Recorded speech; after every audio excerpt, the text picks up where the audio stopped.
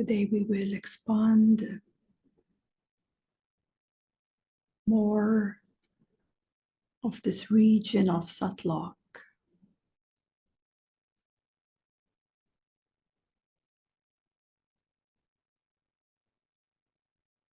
And our steps along the way, such as the God's realization,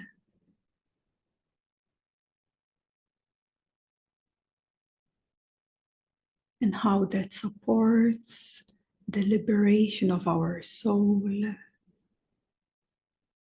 and how that supports the divine manifestation right back here on earth. This is such an integral way to, at first, realize who you truly are. And for that, we must dissolve all of that we thought we are. From the most gross to the most subtle. The most gross are very obvious, such as we are not just this physical body.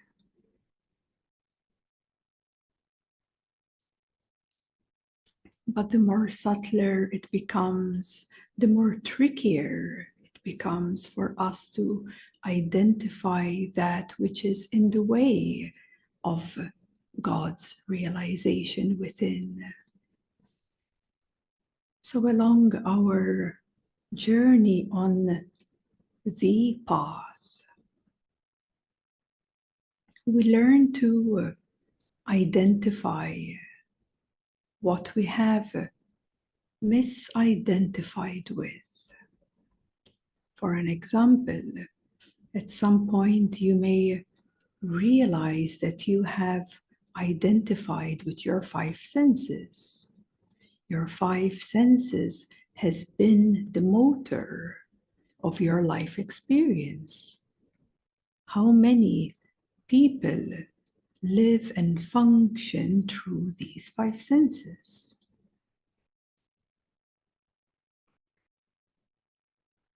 But yet, once we go beyond the five senses, we always realize something more. So that is this identification at that level, going beyond the identity and function of your five senses. So the subtler it becomes, the more clarity you need to recognize what is in the way of the true God's realization within you. Because that is a start to know, to have clarity. To have clarity where you are on your path and to know the next steps forward. Because when you know your next steps forward, you will never get stuck. It's impossible to get stuck. So along your path towards God's realization, you will meet a lot of obstacles. Some are obvious and others are not. And for the ones that are not, you need some kind of reflection from another, which is so helpful. We all need that. We all need that reflection. And for someone to simply, because of the greater insight, can see and identify these stages where we get stuck. So with this way of seeing, you see, beyond any egoistic way, very humbly, very transparently, very open, simply identifying from a true authenticity of your experience, not what the mind says that it is, because we can read a lot of books and we can identify with those books. We can identify with a lot of sacred text, but from deep within, is that your true reality? So always be very truthful with yourself. And when you are absolutely truthful, then no one can ever betray you, because a book can betray you. You see, the teachings out there can betray you. But what you're betraying is yourself, because you are not truly, authentically truthful to what is within, to what is your experience. And when we stand in that way within ourselves, we are open. And we are open along our path, however that may look like. But knowing your next steps forward is what brings you closer and closer to your true home. Ultimately, realize or remember God's nature within you. It is a remembrance, because we human beings have forgotten where we came from, have forgotten who we are. So it is actually a remembrance, an awakening from this forgetfulness of our origins, of our essence. And with the utmost humbleness, we can do that. Not riding any spiritual egos, because you will only be fooling yourself, nobody else. So with pure humbleness, we open our heart and soul, and we trust that there is this divine's will, that everything happens within this life in such a perfected way. And when we trust that, even beyond of what this or that will give me, then you know that you are living as one with the divine's will. And so as we have the opening of the full consciousness, God's realization, then the clarity of seeing begins to really grow and expand. And with further and further work and dedication and love that you give to your soul and to God within, this light of consciousness starts to permeate more and more. You start to have more and more insights, and of course with guidance, you start to have more insights of these regions that we speak of.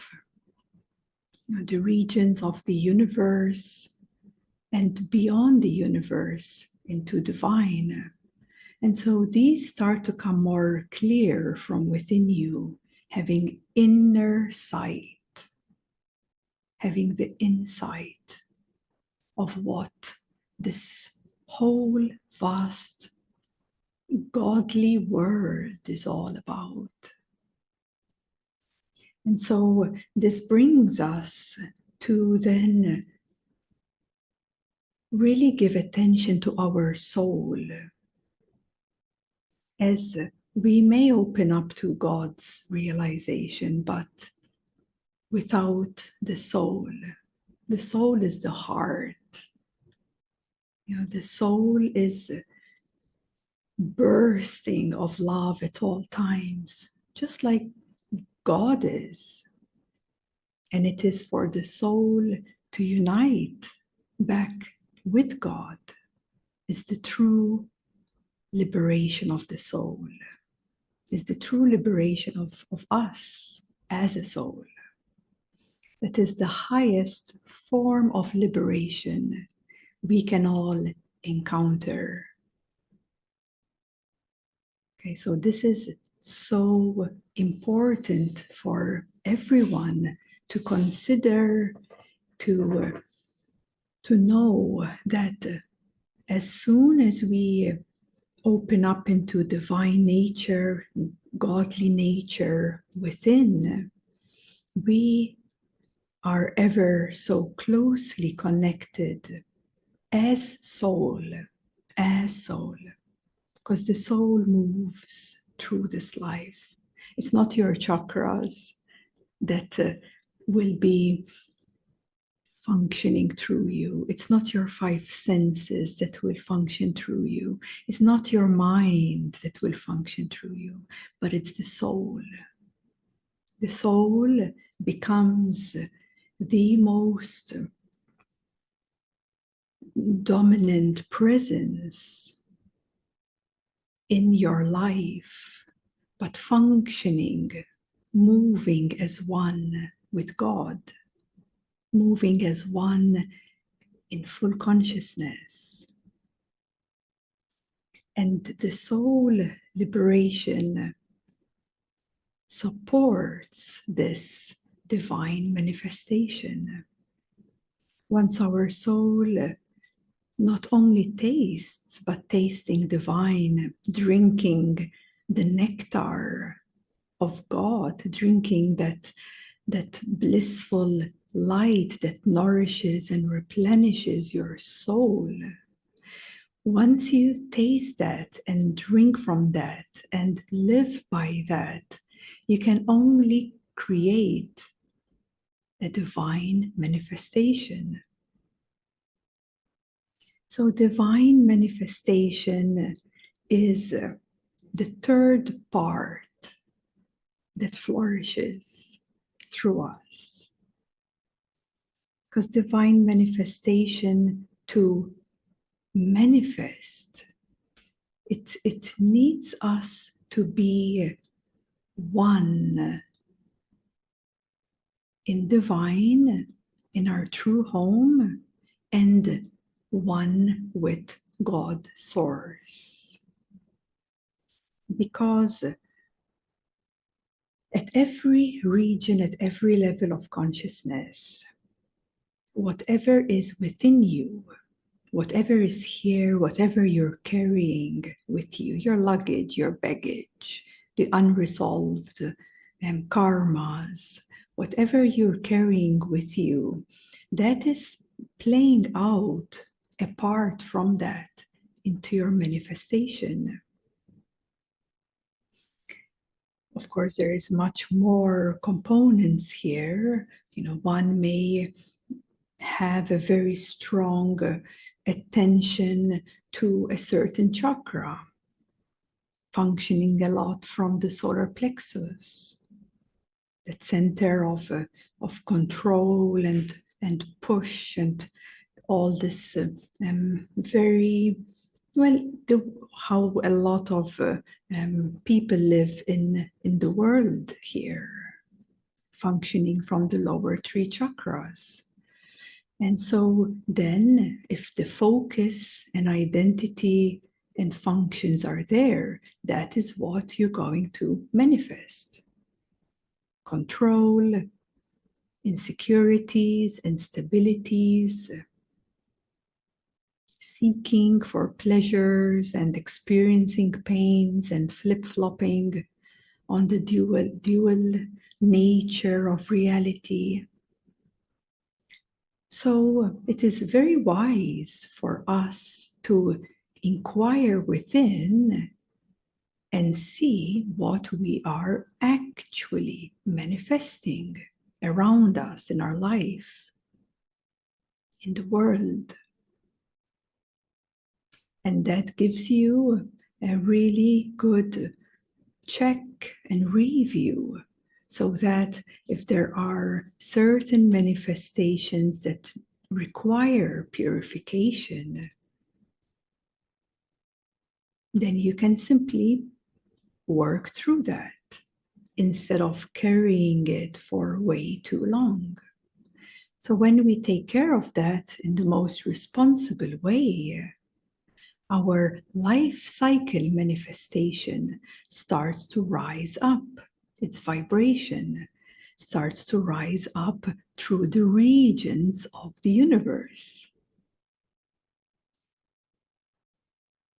So this is really important for us to have the insight and clarity to see what we are creating and manifesting. Because as soon as we have awareness and we can work through certain manifestations, life cycles, then that with awareness or with loving awareness, so we make sure that everyone is approaching their life experience in the most accepting and loving of ways, then we can surely purify and resolve a lot of heavy stuff there. And your life cycle manifestation may be from functioning from the level of Pinda universe, which is the physical universe. Then it starts to function at the Anda, which is the astral universe.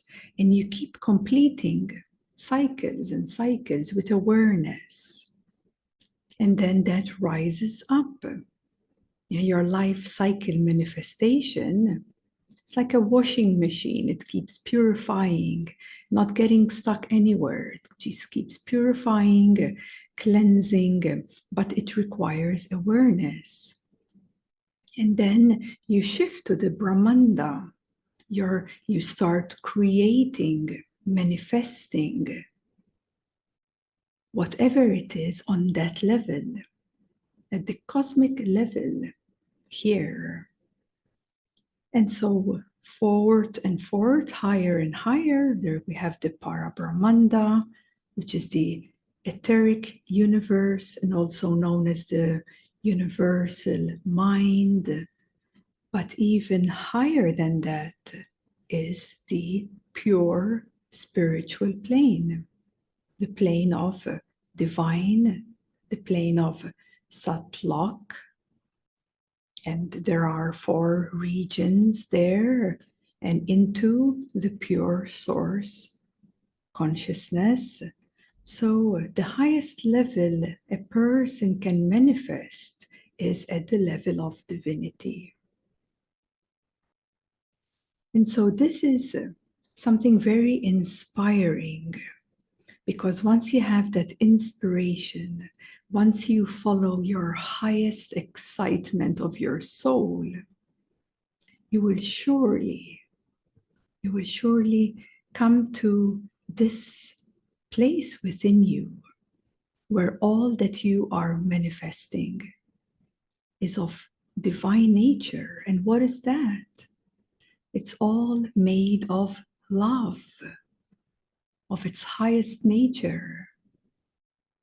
It's all made of pure light of its highest nature. And bringing that forth into the world will surely lighten up and bring so much love to other people around you. People you know or people you may not know.